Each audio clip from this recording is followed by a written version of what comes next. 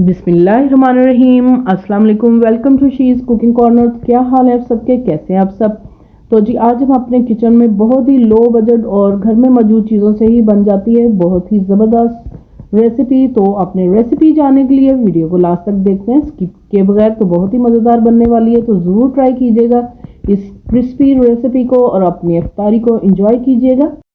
Start करते हैं अपनी रेसिपी को। तो जो इंग्रेडिएंट्स इसमें जाएंगे वो आप नोट कर लीजिए। एक इसमें बड़े साइज का प्याज जाएगा। तमाम सब्जियों को आपने पहले वॉश करना है, स्लाइस में कटिंग करेंगे।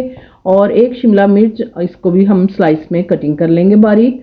और एक हरा प्याज जाएगा, हरा और वाइट वाला हिस्सा लेंगे। और एक स्मॉल साइज की बंद गोभी लेंगे, उसको भी आपने अच्छे से वॉश करके बारीक कटिंग कर लेनी है। और एक हम डालेंगे इसमें फुल ऑफ हैंड हरा धनिया। और ये एक बड़े साइज का आलू इस तरह से बारीक कटिंग कर लेनी है वॉश करके आपने, ताकि ये गल जाए। और दो हम डालेंगे रेड मिर्चें और एक हम डालेंगे ग्रीन। ये ग्रीन वाली ही है जो रेड हो चुकी हैं, नहीं तो आप ग्रीन भी डाल सकते हैं। तो जी इसमें जाएगा कसूरी मेथी 1 टीस्पून इसमें डालेंगे। और अजवाइन डालेंगे 1 टीस्पून। और खुशक धनिया जो है मोटा कुटा हुआ 1 टेबलस्पून इसके अंदर जाएगा। और 1 टीस्पून इसमें जाएंगे चिली फ्लेक्स के। और ज़ीरा पाउडर 1 टीस्पून डालेंगे। और इसमें हल्दी जाएगी 1 टीस्पून। और इसमें रेड चिली पाउडर जाएगा 1/2 टीस्पून। और इसमें जाएगा सॉल्ट 1 टीस्पून। और खुशक धनिया पाउडर 1 टीस्पून इसमें डालेंगे। और डीप फ्राइंग के लिए हमें ऑयल चाहिए होगा। और 2 टेबलस्पून इसमें अनारदाना डालेंगे। आपने इसमें पानी डाल के इसको 1-2 मिनट भीगा रहने देना और 2-3 पानी वॉश करना है, क्योंकि इसमें बहुत मिट्टी होती है। और 1 से 1.5 कप हम इसमें बेसन का डालेंगे, छान के इस्तेमाल कीजिएगा। तो जी मिक्सिंग बाउल ले लेते हैं और कटी हुई सब्जियां इसमें शामिल करेंगे। इसी दौरान अगर आप मेरे चैनल पे नए हैं तो प्लीज़ इसको सब्सक्राइब कर लें, लाइक और शेयर भी कर दें। और साथ में बेल आइकन पे भी प्रेस कीजिएगा, ताकि मेरी हर रेसिपी सबसे पहले आपको मिल सके। और ये बिल्कुल फ्री है।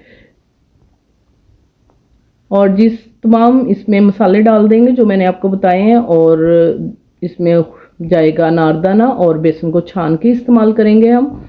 और अच्छी तरह से आपने हाथों से मिक्स करना है इसको।